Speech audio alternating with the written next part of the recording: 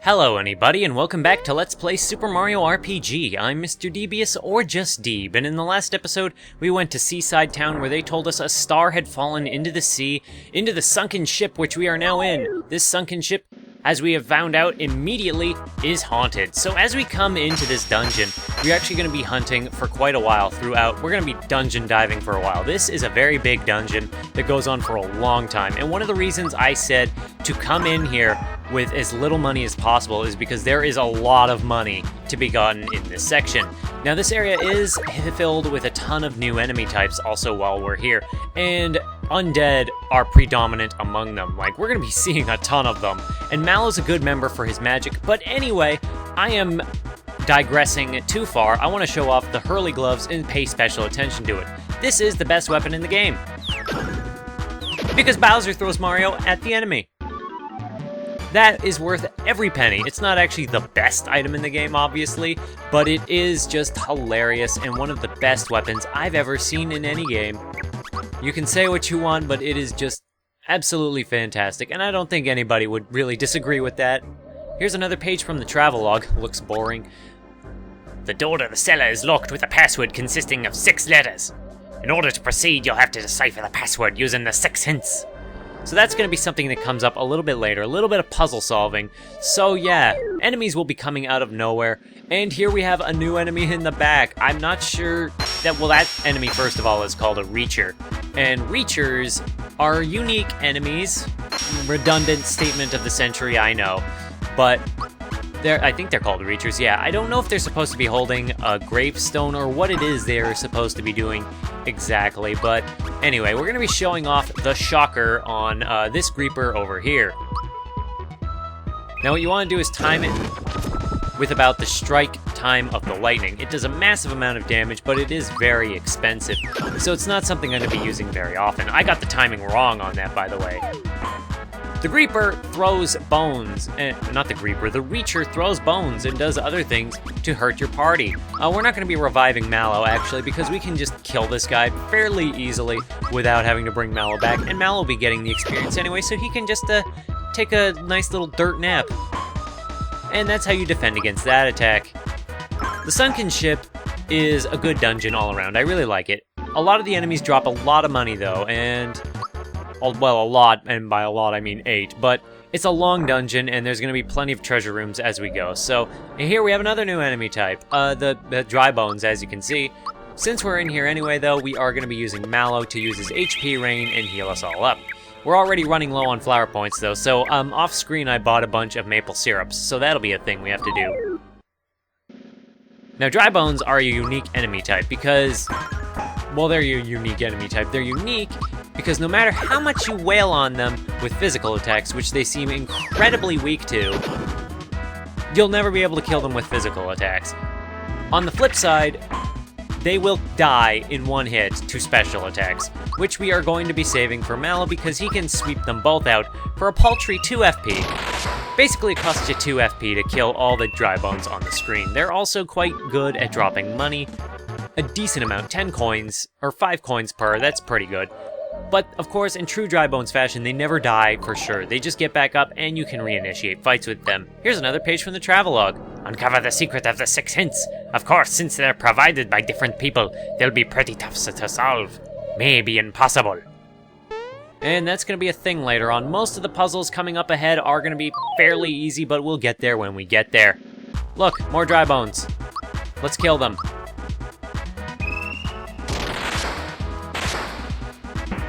That's really all there is to fighting these guys. Are they really worth grinding? Well, the thing is, you never have to grind in Super Mario RPG, and you never really should. Not if you want any semblance of challenge. This room, you want to jump back here, and you find yourself a free flower. And here we have another new enemy type, a new kind of rat.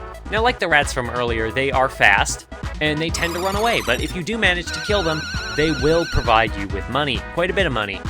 The Creepers do have quite a bit of magic also. Undead, and there's one of them just leaving, straight up leaving. But yes, most of the enemies in this area have some kind of magic, but the Creepers are the most ostensibly obvious ones in the group. We're going to be using Thunderbolt on all the enemies because, as said, great coverage, great amount of damage on everything, And Bowser, we still don't have another attack for him, so we're going to try and kill this alley rat with Mario's body. Fantastic attack. Absolutely love it. Mario's going to get electrocuted though, and that's going to do not that much damage. At times with Mario RPG, I feel like the damage that enemies do can be really random. Like sometimes they'll take off 80% of your HP, and then other times they'll do like 5. And they'll do barely anything, and I just don't get it.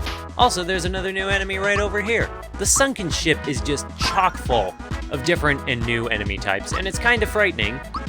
Like lightning. Lightning like this. And I messed up the timing on that.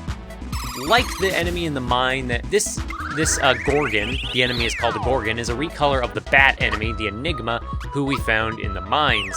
He is basically the same in that he's really weird and will use special attacks for the most part, but he's not going to be able to really show that off because we're going to be throwing Mario at him again. And killing him. Bowser, you are just the best. I love Bowser. He is fantastic in this game. I always run into every enemy on this thing. I'm just going to skip ahead of this fight. And here's another attack they use, Echo Finder. We have seen that before. As we have seen before, it inflicts mute, but we're not going to be seeing that because Mario's dead. And while Mario's dead, Bowser will instead elect to throw a doll of Mario at the enemy. That doesn't reduce its damage any, and it's still a useful attack. And Peach reaches level 11. Sleepy Time is a status afflicting move that will put one enemy to sleep and randomly all of the enemies to sleep. Sometimes it'll hit them all, and of course, as in any RPG, status inflicting moves are either very overpowered or completely useless. And in this game, it works sometimes, but by the nature of sleeping enemies, when you hit a sleeping enemy, it'll wake up. It can be useful in situations where you might be getting overwhelmed by like a whole screen of enemies to put one of the enemies to sleep and then deal with the others, but other than that, not really something you're going to be using. Now we come to this area, which is the puzzle area. And that nearly fell on our head. There are 6 rooms here, as foreshadowed before, where there are 6 puzzles that we are trying to do. What happens if that falls on our head? Nothing. So what you have to do in each of these rooms is try and figure out what to do. Here, the Paratroopa will follow Mario's actions, and you will get a scroll for solving each puzzle. Memo left by Magellan. There is an S in the word. So we know that this secret password has an S in it. And we're just going to be fighting these Greepers along the way because it's just good for experience. As I said before, it's good to fight enemies around this point in the game because you're going to start needing that extra HP and stuff, or those level ups. They're going to be getting more and more important the further we get. You know what, let's use Ghosts on Ghosts. Why not? And actually that inflicted fear on all of them, and killed 2 of them. It's important to note that even though Bowser's magic is pretty bad, it's still pretty good as like a hit-all attack, and it lasts for longer than you think. So it's a good way to kind of reliably hit enemies on the screen. And we got the Yoshi game right. And for that we get 38 experience instead of 19. Bowser reaches level 11, and that was a good choice. So that will save us on a little bit of fighting. I try not to grind up too much, but in this area I'm just gonna fight those Greepers in front of each door. Now here's a fun little puzzle. What you gotta do is stop the springs at about the areas you think where the cannonball will land. Now this does kind of take physics into account a little bit. I mean, it's no physics engine, believe me, but you kind of want to predict where the cannonball will fall based on the energy it still has. So it's going to go a little shorter distance with each one, and for that you get a flower tab and another thing from Magellan. It is found on the bed of the ocean. So it has an S in it, and it's found on the ocean bed. And Mario levels up from that one. For that, we are going to be putting that into his special attack. And with that door open, we head on into the next puzzle. Oh, I hate this one. This one is awful. This is the worst puzzle by far. You kind of have to guess where Mario is in this 3-dimensional maze. And if you want to give up, you have to press the X button in order to leave. Now, a good tip actually for this one is to kind of figure out where Mario's location is. You want to hit the X button to kind of locate him, and his silhouette is how high off the floor he is. So that's a very good way to kind of figure out where he is. Now, I did practice this to try and figure out where Mario is and how to do this. So this is actually a very good method to kind of keep track of yourself. And now Mario is over here, and that puts him over here. We're going to try a little more, and that will get us through the worst part of the maze, I think. Now that we're here, it's very important that you don't fall off the edge here, because that section just sucks. You want to come down here, you want to fall down to this area, down on the bottom, and kind of jump around. A lot of this puzzle is just kind of jumping around until you figure out how to get through. And for that, we get a royal syrup, which is the best syrup item in the game. It recovers all your flower points, and we're going to be getting rid of our honey syrup, because honey syrup only restores 10 FP, and that's pretty useless now. Memo left by Digama. It has 2 vowels. So 2 vowels, an S, and it lies on the ocean floor. Good to know. Onward to the next room, we get a little bit of a break room with a dry bones in the way of this stupid treasure chest, and this is actually a really challenging treasure chest to get without getting into a fight. What you need to do is fall on its head as it comes out from there, because it's going to get in your way if it's standing in the thing. Also, this is a full field of enemies. But that already takes out 2 enemies, and with Terrorize, this may just straight up end the fight. In fact, I would say Bowser and Mallow are the best combination you're going to be getting in this area. And of course, that kills the Reacher, which just leaves the 2 Greepers. And for our trouble, Mallow reaches level 11, because that fight has a ton of different enemies. We've been getting levels like crazy in these past 2 episodes, because this area, the Sunken Ship, is probably the best area in the game for level grinding. If you want to do that, you shouldn't, but you could. You know what, let's use a Yoshi cookie on this Greeper and see what happens. Can you eat it, Yoshi? Can you eat the dead? You can. And for that, we get ourselves a honey syrup. That actually really sucks. Well, I know what item we're going to be using right away. We also get a pure water for that, which, as you know, instantly kills the undead and sells for a lot of money. So we'll be hanging on to that. And Geno learns a new move, Geno Whirl. That's a very special attack that we're going to be showing off probably in the next episode rather than this one.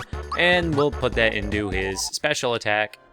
And we want to get out of there before that enemy gets back up from the dead. So we're just going to be using Mallow's magic 2 HP rain everybody and heal them back up to snuff. Now we're up to 351 coins. It's a good idea. And also there's the shop here. The sailor, the guy from before, will sell you stuff again if you need some to resupply partway through. I'll give you a hint. The password's got something to do with the sea. Even if you don't get through all 6 obstacles, you can try to deduce your way through. Good luck! Thanks for the hint. Anyway, here's another room. And we have another new enemy type on the far right. That thing is weird. We saw them last time in the sewer, so it's been a while since we've seen that enemy type.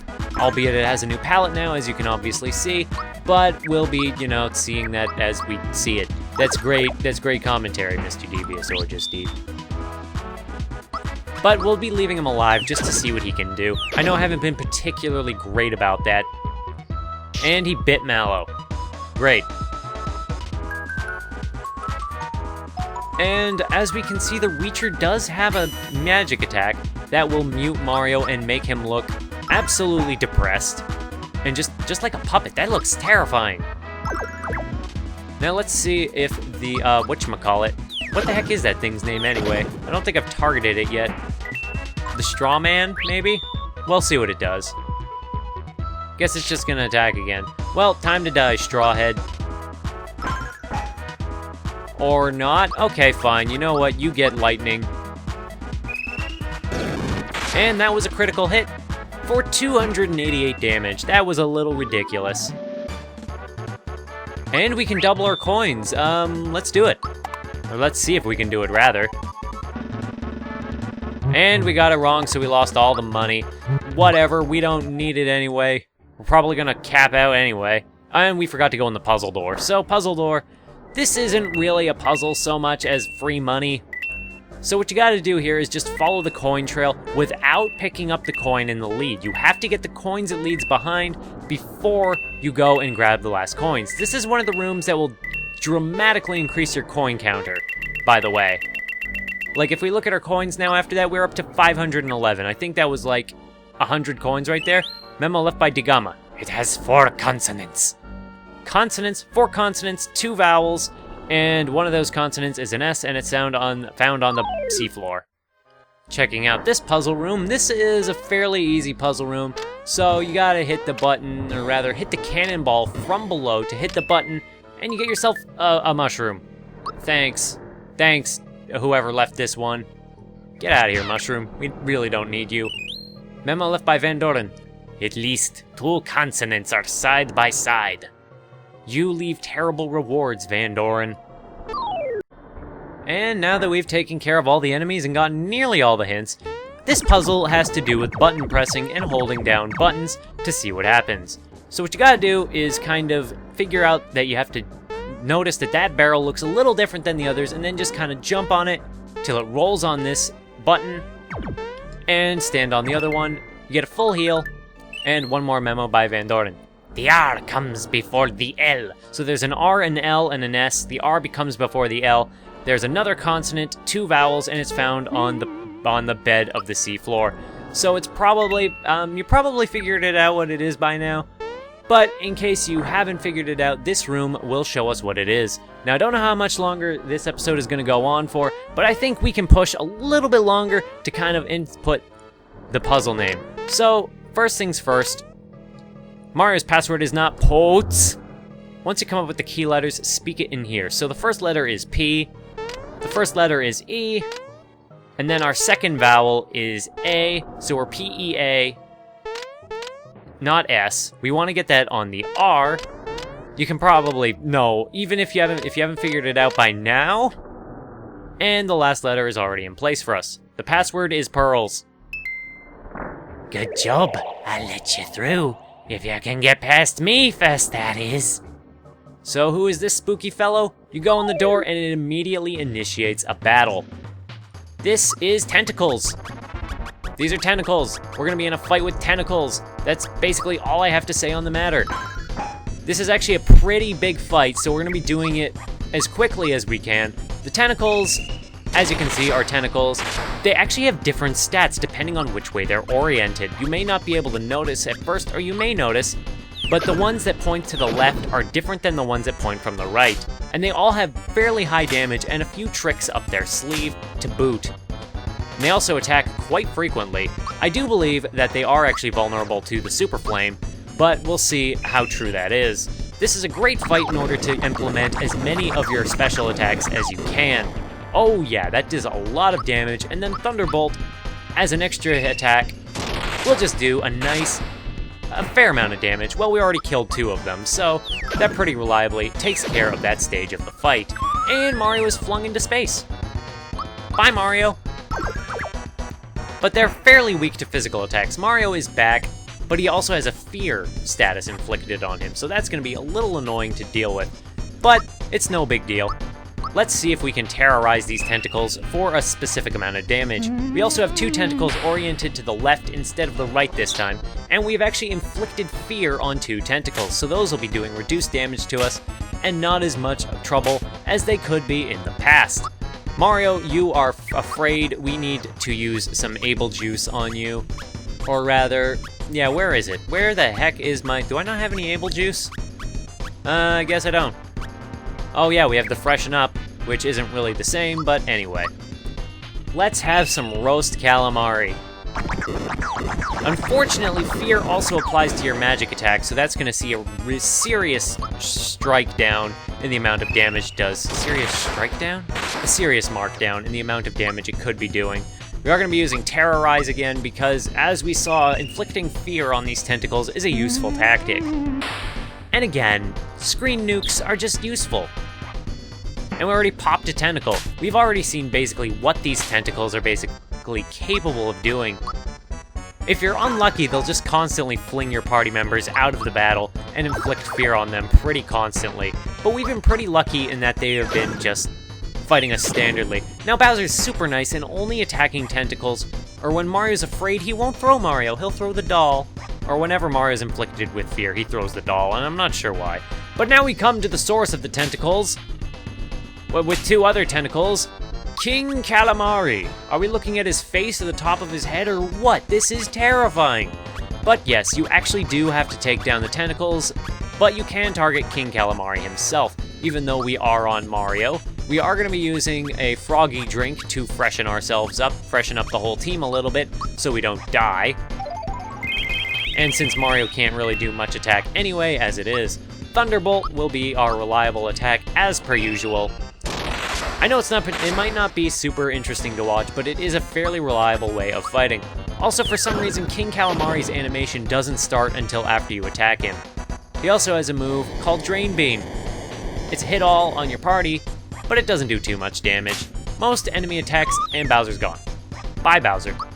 Most enemy attacks that hit your entire party won't do too much damage, but there are a few select enemies that will do a ton of damage if they target your whole party with their attack. And by a few select enemies, I basically mean bosses. Common enemies won't ever really annihilate your whole party with one attack, and I'm grateful for that. And King Calamari's physical attack is pretty high as well. Bowser falls from the sky and he is afraid. Poor Bowser. We're gonna roast up King Calamari because King Calamari himself is, I'm pretty sure, weak to fire and lightning, or maybe just one of the two. I'll put up his true weakness, but just based on that, I'm pretty sure he has a pretty big weakness to fire. And we're just gonna strike his other tentacle with lightning for a nice 85 damage. Bowser, sadly, with the fear status, is one of the worst things you can have because he relies so much on his attack. I mean, I guess you can say that's true of every character in your party, but for Bowser, the effects are most apparent. Mario's nearly dead, but he can suck it up. I believe in him. Oh, I'll be nice, though, and give him a mid-mushroom. We are actually out of FP, but I'm not going to be restoring it because I'm stubborn, and because as soon as we finish this fight, we're going to be getting a full heal anyway, so, you know, whatever. Actually, come to think of it, it might be better for the sake of time just to stock up our, why can't I say words at this point in the video? We might want to heal our FP just in the interests of time in finishing up this fight and seeing if the Shocker really does much damage against this guy. 85, he definitely has a bigger weakness towards fire attacks, which I guess makes sense. Fried calamari, now I'm hungry. But let's use that Super Flame on him. You don't really get too many opportunities to use Super Flame, and it looks super cool and ridiculous. But anyway, there's not much left to do. Let's Psychopath him just to kind of see how far along in the battle we are. And I didn't get his Psychic Thoughts, and he's down to 244. We're very, very close. One more Super Fire attack should take care of it. He'll Drain Beam us for a good amount of damage, but Super Flame should win us the day.